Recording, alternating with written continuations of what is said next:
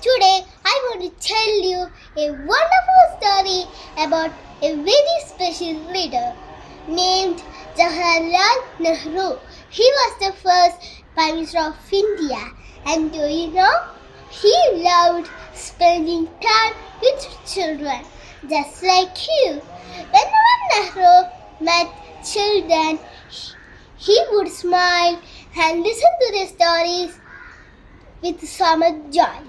He believed that you, the children, are the future of our country, and he always encouraged children to study and play. He wanted all of you to grow up to be strong, smart, and kind individuals.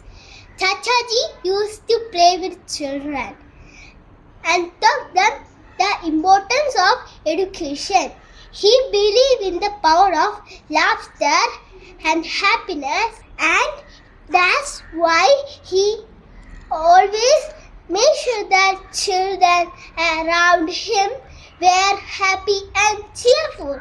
So remember, just like Nehru, be kind, curious, and never stop learning.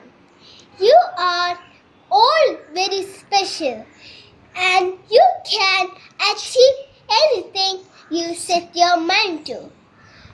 Keep smiling and spread happiness just like Nehru did with all of you. Thank you. Jai Hind.